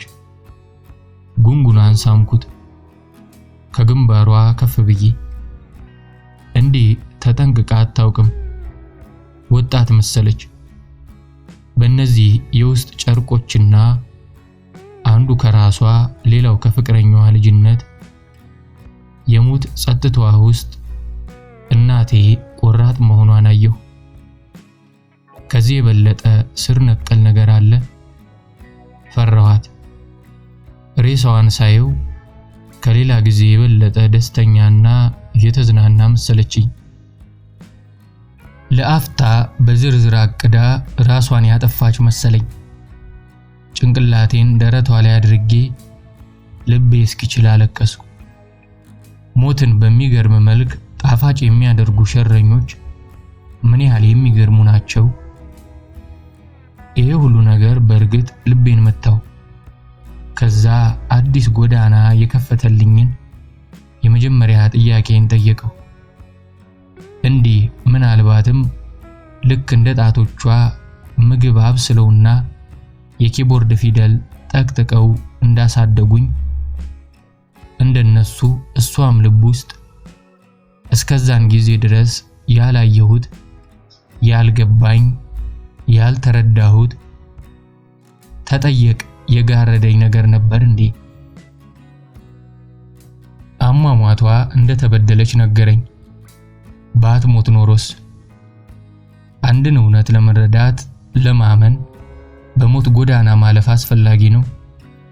ሳትሞት እውነተኛነቷን ማረጋገጥ እንዴት ተሳነኝ?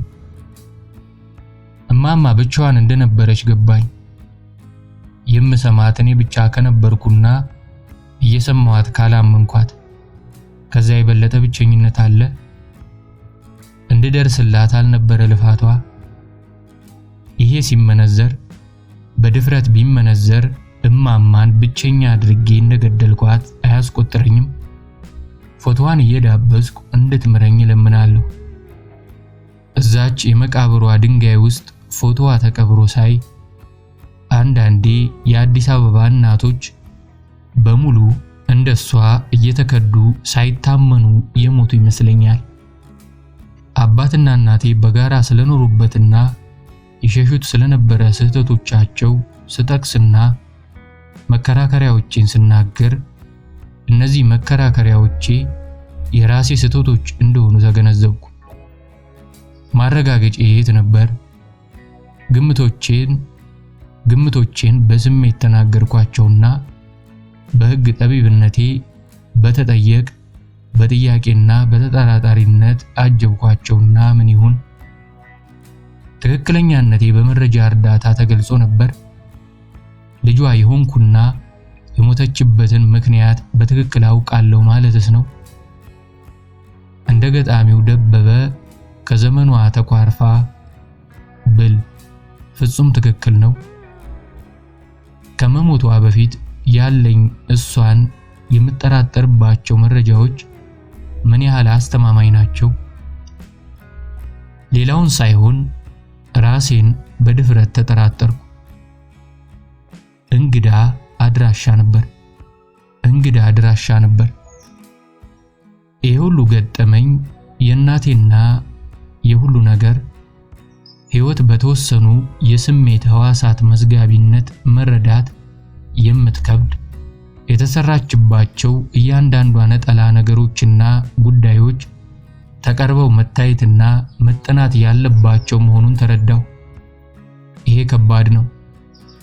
ማንም ሰለጠንኩ የሚል የሰው ልጅ በየትም ዓለም ያደረገው አይመስለኝም።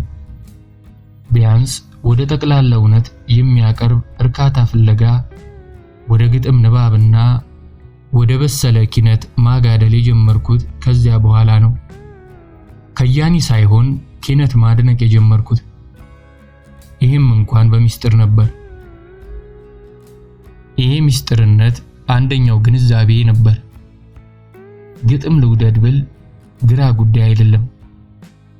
ብዙ የሚወዱ ሰዎች አሉ። ግን ለምን በሚስጥር ወደድኩ? ድርሰቶች በደራሲ ይጻፋሉ። ይህቺ ደራሲ ህብረተሰባችን ውስጥ ነው ያለው ወይም ያለችው። በፖለቲካ፣ በጎሳ፣ በእውቀት፣ በጎራና በኔ በልጣለሁ የተከፋፈለ ጎታታ እናቴ እንዳለችኝ ነገረኛ ህብረተሰብ ውስጥ አንድን ደራሲ ከማን ጋር እንደቦደነ ሳያውቅ ቦድኖ አልቦድኖ እንደሆነ በመጀመሪያ ማረጋገጥ አስፈላጊ ነው። በግልጽ በአደባባይ ማቆላመጥ ጠላትን ሊያበዛው ይችላል። እሳት ወይ አበባን ለሰው አድንቄ ብናገር በዚህ አቋሜ ማን ይቀጣኛል? የደበበ ሰይፉን ግጥሞች አድንቄ ብናገር እነማን ያሴሩብኛል? በዓሉ ግርማን ባቆላመጥ ማን ይቆጣጠረኛል? ባለቀ ሬዲዮ ባትሪ ድንጋይ እየተጣሉ ተጣልተውም እየተጋደሉ በዚህም መነሾ ፍርድ ቤት የቀረቡ እንዳሉ አውቃለሁ። ባለቀ ባትሪ የተጣሉና የተጋደሉ በሌላ ነገር ያቅታቸዋል። ብዙ አይቻለሁ። ብዙ የታወቁና የተማሩ ባረባ ጉዳይ ላይ ከጀርባ ቡድን ይዘው ሲካሰሱና ሲባሉ አይቻለሁ። በማር ጠብታ ውስጥ ስለሰጠሙ ህዝቦችም አንብቤያለሁ። አንዳንዴ እናቴን ሳልጠግባት በተለይ እሷ እንዳለችኝ ተጫዋችነቷን ሳላየው ከአንጀቷ ተንተክተካ ስትስቅ ሳላዳመጣት ትዝ ይለኛል። ደግሞ አንዳንዴ ባልገባኝ ምክንያት ወይም ቢገባኝም ያስቃል ብዬ ባልገመትኩት ነገር ፍርፍር ብላ ስትስቅ ረጅም ፊቷ ተስተካክለው በበቀሉ ነጭ ጥርሶቿ ሲከፈት ይሄን ህዋችን ላይ የተዘረጋውን ወተትማ መንገድ ለወራት ግባ ማስተናገድ የምትችል ይመስለኝ ነበር። አንዳንዴ እያነበብኩ ወይ እየበላው ሳለሁ በዝምታ ተኩራይታ ፊቴን ዳብሳ እንደ ቁጣ ጎተት አድርጋ አፌን የምትስመኝ ከንፈሮቿ ሁል ጊዜ እንደ ስኳር የሚጣፍጡኝ እንደ ቡና የሚሸቱኝ ነበሩ። ዛሬ እንኳን ከዛ ትንሽ ከመሰለ ግን ረቂቅ ድርጊቷ ተዋርዶ እንደመጣው ርስ የምጠጣው ስኳር የበዛበት ጥቁር ቡና ነው። ከዚች ዓለም ማለፏ ይቆጨኛል። ቆሜም ተኝቼም በትክክል የተደሰተች እናቴን ሳላያት ከዚህ ምድር ያገለሉና የቀነሱ መግደል ማለት ሰውን ከምድር ላይ መቀነስ ማለት ነው። ሰዎች ያለ መቀጣታቸው ያበሽቀኛል፣ ያሳስበኛል።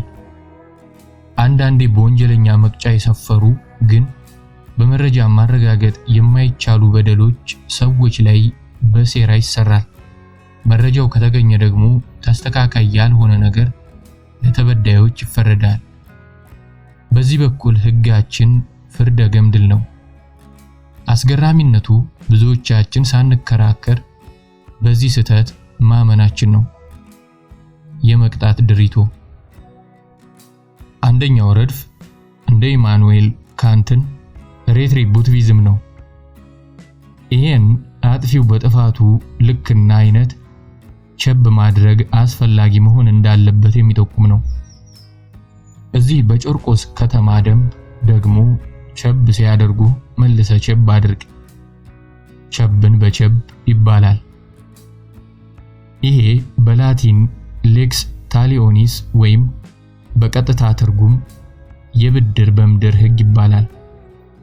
በዕብራይስጥ ደግሞ ሚዳ ከነገድ ሚዳ ይባላል።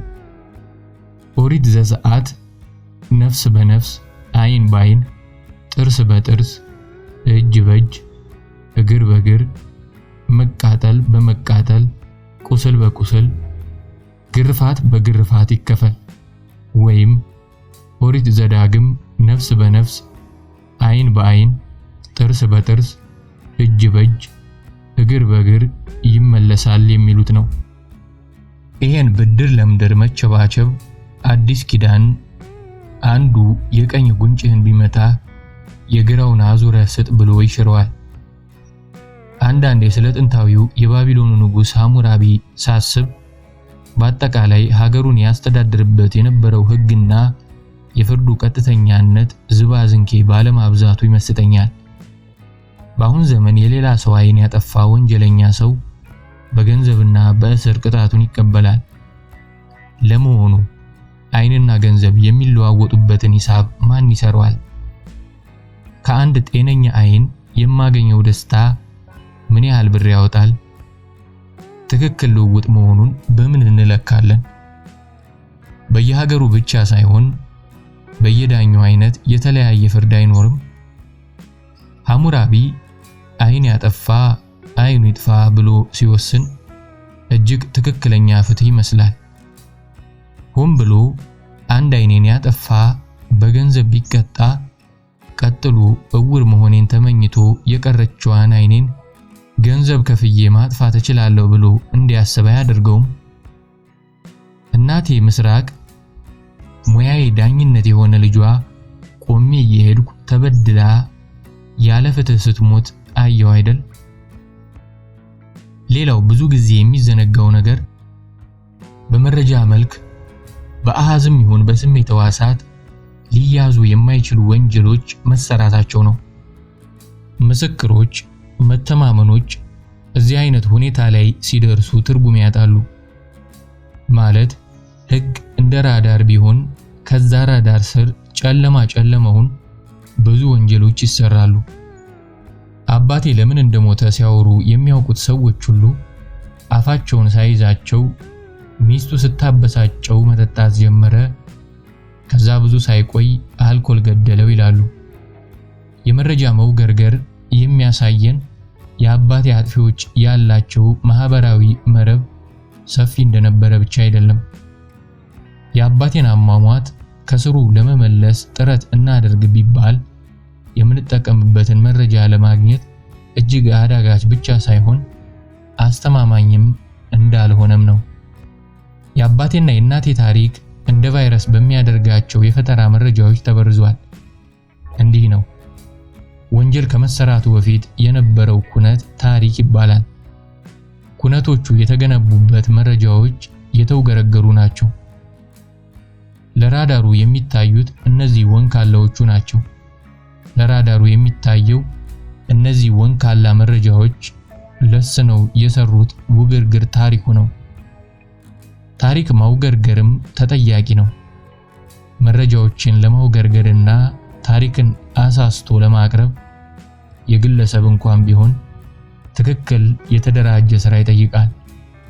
ይሄ የሚያሳየው የእነዚህ ወንጀሎች መሰረታዊ ጸባይ በብዙ አይነት ሰዎች ተሳትፎ በተለያየ መጠንና ስልት መሰራታቸው ነው።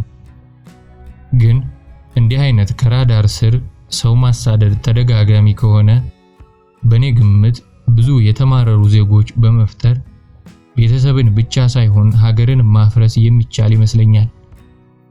እንደው ለመሆኑ የእናቴና የአባቴ ፍቅር በዚህ አይነት ዘዴ መፈራረሱ ሀገር አይጎዳም? እናቴ በኔ የህይወት ቀዳዳ ብትገባ ሀገርን ታገኛለህ ስትል ይሄን ማለቷ ነበር እንዴ? ሀገር መናድና ሰላም ማደፍረስ የሚፈልጉ ሰዎች ተደራጅተው በዚህ አይነት ስልት ብዙ ግለሰቦችን ካለሙት ግብ እንዳይደርሱ አድርገው ማበሳጨት አይችሉም? የነዚህ ግለሰቦችስ መበሳጨት ለሀገሪቱ እድገት የሚያበረከቱትን አስተዋጽኦ አያሰናክለውም? መንፈሳቸውንስ አደፍርሶ ተስፋ ያስቆርጣቸውም? ለሁላችንስ ያስቡ የነበሩትን ሰዎች የተማረሩ ግለኞች ያደርጋቸውም? ያገባናል የሚሉትን ሰዎች ምን አገባን እንዲሉ ያደርጋቸውም?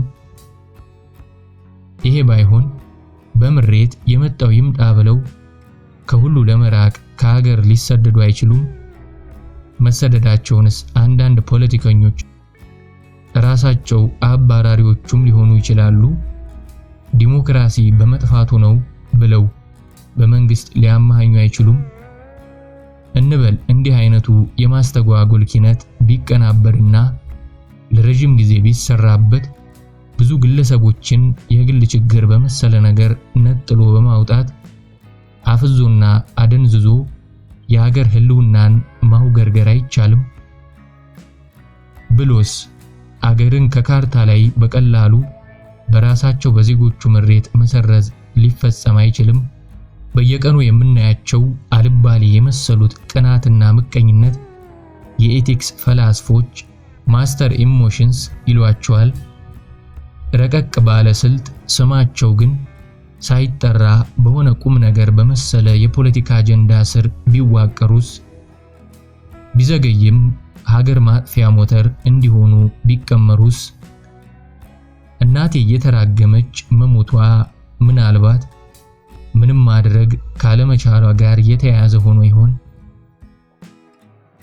ውድ ፍትህ ካልተገኘ በርካሽ አቅመ ቢስ እርግማኗና ፍልስፍናዋ ለመገላገል እናትና አባቴን ያለያዩ፣ ቤተሰቤን ያፈረሱ፣ ያለ እህት ያለ ወንድም ያስቀሩ፣ ወደፊት እንዲህ አይነት ነገር እንዳያደርጉ ቢያንስ ለመቀጣጫ አጥፊዎቹን ሰካራም በማድረግ ከሚስቶቻቸው ጋር በማጣላት ከልጆቻቸው በማሸሽ ፍርድ መስጠት አይቻልም?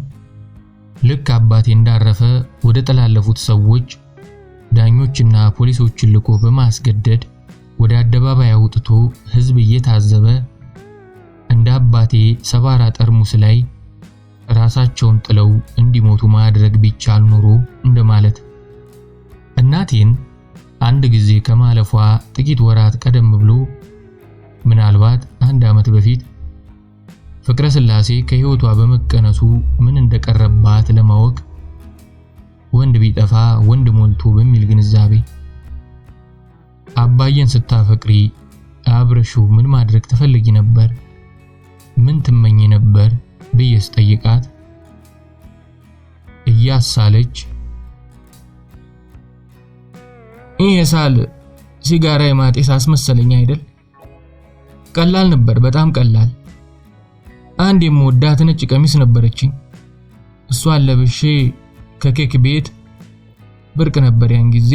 እሱ ሲወጣ እኔ ልገባ ስል ከጓደኞቼ ጋር 3 ነበር። ልክ በሩ ጋር ሳየው እዚህ ልቤን መታኝ። የማላመልጠው ነበር። ያኔውኑ ጓደኞቼ እንኳን አስጠሉኝ፣ ሌላ ሰው አስጠላኝ። ልቤ ግብት አለ። ያን ቀን ማታ ቤቴ ገብቼ ሙሉ ምሽት ሳስበው ነበር። አልጋዬ ላይ በጀርባዬ ተኝቼ ፈዝጃለሁ፣ ዝም ብያለሁ። ባሌ ይሆንና የማስበው ምን ነበር መሰለ? አንዲት ትንሽ ቤት ትኖረናለች፣ ትልቅ አይደለችም፣ 3 ክፍል በቃ። ጀርባዋ በፀሐይ መጥለቂያ ይሆናል። እኔ በዛች ነጭ ቀሚሴ፣ እሱ የሚያምር ክንድ ነበረው። በካኔተራ እንሆንና ጎን ለጎን ተቃቅፈን አብረን ፀሐይ ስትጠልቅ ማየት። ለአንድ ቀን አይደለም፣ በቃ ቁጭ ብለን ለዘላለም። መወለድህ ትዝ የሚልህ ስታፈቅር ነው። በጣም ሲከፋ ትዝ የሚልህ መወለድህ ነው። የመጀመሪያው እንዳትሞት፣ የሁለተኛው ቶሎ ለመገላገል። አንድ ነገር በህይወቴ አድርጌያለሁ፣ እርግጠኛ ነኝ። ባይረባም አንድ ሰው ወድጄ ነበር። አቤት አዲስ አበባን እንደወደድኳት፣ መሬቷን በርከክ ብዬ መሳምን የቀረኝ። ሀብት አልፈለኩም። እሱ አብሮኝ ካለ ምን እንደምበላ ትዝ ብሎኝ አያውቅም። ይሄው አላህ ምስክሬ ነው። እሱን ለማስደነቅ ሹመትና ዶክተርነት ሌላ ምናምን አልነበረም። ሺህ ዶክተር ብትሆን የሚያያይዝ ፍቅር ከሌለ ሜዳ ላይ የምትቀሩት አንተ፣ መድኃኒት፣ ገንዘብና ጀርም ናችሁ። እሱን ስል ሁሉ ነገር አለቀ። ለባሌ ዳንስ ትምህርት ሃንጋሪ መሄድ ይችል ነበር። አልሄድኩም፣ ቂል ነኝ። እዚሁ ከሱ ጋር እጅ ለእጅ ሆነን በቃ ሽበት በሽበት መሆን ማንንም አይጎዳም። ይጎዳል? እንዲህ ብላ የበረደ ቡናዋን አንስታ በዝምታ አየችኝ። ግንባሯ የበለዘ ይመስላል። የከንፈሮቿ ክብደት ግን ሁሌም የማይረግፍ ግርማ አለው። አይኗ እንደ ቡችላ አይኖች ትልቅና ለስላሳ ናቸው። በፍርሃት ይቁለጨለጫሉ። ከመንገድ በተከፈተ የሳሎን በር እየሾለከ የድሮ ዘፈን ወደ ተቀመጥንበት ተረጋግቶ ይመጣል። ዞር አለች። አይኖቿን ወደ በር ወርውራ ከንፈሮቿን መጠጠች። ጸጉሯ ፊቷ ዙሪያ ባልተበጠረ ግዴለሽ ስልት ተንዠርጓል። ገጿ ላይ ብዙ ጥላ እንደ ጥቁር ደም ይፈሳል። እነሆ እንስቲቱ። በቀዝቃዛ ገለልተኛነቴ ይህም በእናቴ ተጽዕኖ የተፈጠረ ጥቂት ዓመታትን በብቅ ጥልቅ ብቸኝነት እንዳሳለፍኩ አንድ ሰሞን የሥራ ባልደረባዬ ወንድም በመኪና አደጋ ሞቶ ለቅሶ ስደርስ ዛሬ ትታኝ ከሄደችው ከባለቤቴ ከሎሚ ሽታ ጋር ተዋወቅን። ፍቅር የመሰለ ነገር ወይም የእውነት ፍቅር ያዘኝ። እርግጠኛ ግን አልነበርኩም። ሁለመናዬን ግን አልሰጠኋትም። ሁለመናዬን ጠቅልዬ እንዳልሰጠሁ የማውቀው እኔ ብቻ ነበርኩ። የምትፈልገውን ሁሉ ሳላንገራግር አደርግላታለሁ። ስራ መሄድ አስጠላኝ ስትለኝ ሁሉ ግራ ነገር ቢሆንም የቤት እመቤት እንድትሆን ፈቀድኩላት። አብዛኛውን ጊዜ በምትኖርበት ዓለም መውደዳችን የሚገመገመው ለሴቶቻችን በምናደርገው ስጦታና ቦርሳቸው ውስጥ በምንጠቀጥቀው የገንዘብ ብዛት በመሆኑ የልቦናዬን ትክክለኛ ስፍራ ሊያጠና የተገፋፋ ሰው አልነበረም። ግን ጥያቄዋና ፍላጎቷ እየሰፋና እየበዛ መጥቶ አንዲት ቀን እንኳን ማዕድ ላይ በስመ አብ ብላ የማታውቀው ሎሚ ቤተክርስቲያን እስማለሁና አጃቢ ቅጠርልኝ አለችኝ። አልተከራከርኳትም። ግን ውስጥ ያድፍጦ የተቀመጠው የጥርጣሬ አውሬ የሚበላው እንዳገኘ ሁሉ እያዛጋ ተነሳ። አንዲት የማርያም ፈረስ የተባለች ተንቀሳቃሽ ከወዳጇ ጋር ሩካቤ ካደረገች በኋላ ዞር ብላ ጭንቅላቱን ከአንገቱ ላይ ቆርጣ ትበለዋለች። ግን ወንዲው የማርያም ፈረስ ያለው ይሄ በእንስቷ የተበላው አንጎል ወይም ጭንቅላት ብቻ አይደለም። ወንዲ የማርያም ፈረስ በጠቅላላ ገላው ሁለንተና ከሁለት በላይ አንጎሎች አሉት። አንደኛው ጭንቅላቱ ውስጡ ያለው ነው። በአካል ግዝፈት የምትበልጠው ሴቷ አንዱን አንጎል ቀርጥፋ ከበላችሁ በኋላ አይሞትም። ሌላ አንጎሉን በመጠቀም በህይወት መኖሩን ይቀጥላል። ይሄ ለኔ ሁኔታ ልዋጭ ሊሆን ይችላል። የሎሚ ሽታን ተንኮል ሳይ የጠበቃነት ሁለተኛው ደመ ነፍሴ መከላከያ ድርጊቱን ማቀናበር ጀመረ። አጃቢ ቅጠርልኝ ካለች በኋላ ከስራ እየቀረው ባልጠረጠረችኝ ጊዜና ቦታ ሰለልኳት። ከማን ጋር እንደዋለች አየሁ። ተረጋግቼ ሳልበሳጭ የተበለጥኩ ወይም የተታለልኩ ሳይመስለኝ ስትወጣና ስትወርድ አየኋት። እያንዳንዱን ገጠመኝ ማስታወሻዬ ውስጥ በዝርዝር አሰፈርኩ። ከማን እንደሆነች አጠናኋት። ከህግ ራዳር ስር በህቡ የሚሰራውን በህቡ ማጥናት ስለሚያስፈልግም ነው። ትክክለኛ ፍትህ እንዳይኖር ከሚያደርጉት እንቅፋቶች ዋነኛው የትክክለኛ መረጃ አለመገኘት ነው። አሰስኳት። የምትረግጠውን ረገጥኩ። አዲሱ አስናቀ የተባለ ባሏ ስታስቲክስ መስሪያ ቤት እንደሚሰራ ደረስኩበት። አለቃውም አብሮኝ የተማረ የጠበቃ ጓደኛዬ ታላቅ ወንድም ነበር። ከሱ ጋር ተነጋገርንና በስልጣኑ ትንሽ እንዲባልግ ጠይቄው ለ3 ወይም እንደ ሁኔታው ለ6 ወር አስናቀ ክፍለ ሀገር ለሥራ ተመድቦ እንዲሄድ አደረገው። ቀላል ቀሚሷን ገለብ አድርጌ የምትኮራበት ወንድ ይጀነጅናል የምትለው ቂጧ ላይ ከራዳር ስር የሰጠኋት ቸብታ ነበር። በ2 ሳምንት ውስጥ ሎሚ ሽታ ትሰራለች ብዬ የጠበቅኳትን ነገሮች ማድረግ ጀመረች። እናቴ ወደ መራችኝ ሁሉ የመጥላት ጎዳና ጓዜን ጠቅልዬ አልሸመጠጥኩም። አሁን በሰላም በተረጋጋ መልክ ጎዳናውን ለሚታመን ፍቅር ራሴን ለመስጠት በአይኖቼ ዳብሳለሁ። ትንሽ አብጣ የታመመች ነፍሴን ከፀሐይ ጋር በጂን ቶኒክ ወሲቧ ለዘላለም ይኑር ወይም በግጥም እጽናናለሁ። ሁሉ አገርሽ እያነበበችልኝ። እቴሜቴ ሎሚ ሽታ። አንድ ቀን ታደሰ በማስታወሻ ላይ ዘርዝሮ የጻፈልኝን ራትና ምሳ ማዘጋጀቴን አጠናቅቄ ቀይ ሽሮ ወጥ ምንም ማለቴ ሽንኩርት፣ ቅቤ፣ ዘይት የሌለበት የበግ ጥብስ ከነጥብቆ የተቀቀለ ድንች፣ በቅቤ የታሸ የጤፍ ጨጨብሳ፣ የሚታጠቡ 2 ሸሚዞች፣ የሚተኮስ አንድ የካኪ ሱሪ ወዘተ። ለማረፍ ሶፋው ላይ ተቀመጥኩ። በአንድ እጄ መጽሐፍ ይዣለሁ። የአንድ ግጥም 2 መስመሮች ካነበብኩ በኋላ ፀሐይዋ ስትወጣ በድቅድቅ ጨለማ መጽሐፏን ወደ ጎን ወርውሬ ሁልጊዜ እንደማደርገው በጀርባዬ ተጋደምኩና ያሳለፍኳቸውን የጥቂት ዘመናት ይዘት እያወጣሁና እያወረድኩ ሲቆጨኝ ራሴን እየሰደብኩ ስደሰት ደግሞ ለራሴ እንደብድ ፈገግ እያልኩ ስዝናና ስልክ ተደወለ።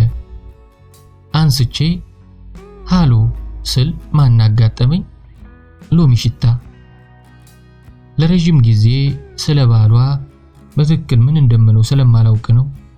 ውሽማ፣ ባል፣ ባል ስለ አስናቀ መልካሙ ስታወራኝ ቆየችና በተማረረ ድምፅ ሁልዬ ነሽ? ተቆላመጥኩ። ምን እያደረግሽ ነው? እዚያ ቤት እንደምትኖሪ ጠርጥሬያለሁ። ቆጣ ብላ በስተመጨረሻ ሁለቱ ቃላት ላይ ሳዳምጣት ቆየሁና ልቤ ከመቆሟ በፊት ምን ነው አልኳት ረጋ ብዬ፣ ልክ የቤቱ ማወራ እንደሆንኩ ሁሉ። ትንሽ ዝምታ ነበር። የአፏ ቁጣ ለራሷ ጆሮ ተሰማት። አንዴ ያወራሽኝ ያቺ አለማያ ትማራለች ምናምን ያልሽኝ ጓደኛሽን ታስተዋውቂኛለሽ? አላማው አልጠፋኝም። ነበርኩበት ድሮ ይህች አይነት ትውውቅ ውስጥ። ደስ ካለሽ አስተዋውቅሻለሁ፣ ግን ያስተዋዋቂ ይከፈለኛል አልኩ ሳቅ ብዬ ፌዝ አስመስዬ። ምን ነው እስከዚህ አለች ትንሽ ለመሳቅ እየጣረች። በፍጥነት አሰብኩ። መጀመሪያ አስተዋውቄ ማያያዝ አለብኝ።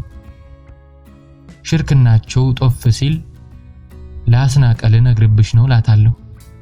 በዚህ ቴክኒክ ጥሩ ገንዘብ አላጣም። ጂል ይኑር እንዲኖረን እያልኩ። ውይ ቀላል አይደለም እንዴ? እንዳንቺ የነጻነት ስሜት ያላት ልጅ ናት። ጣጣ ፈንጣጣ አትወድም አልኳት። ጣጣ ፈንጣጣ ደስ የሚሉ ቃላት አይደሉ?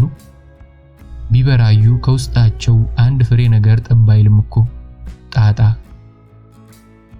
ሂጂ ደስ ሲል ቤተክርስቲያን ለምን አብረን አንሄድም? እከፍልሻለሁ። ተገኝቶ ነው። ከፈለገችው ተላቃ ወደ ፈለገችው ትጣበቅ። ምን አገባት ሁሉ አገርሽ መስሎሻል አልኩ በልቤ። ገና ብዙ ቁም ነገር ባልተጠራቀመባት አንጎሌ ብር እየደመርኩ። ግንቦት 1987 ሆላንድ። ተጻፈ በአዳም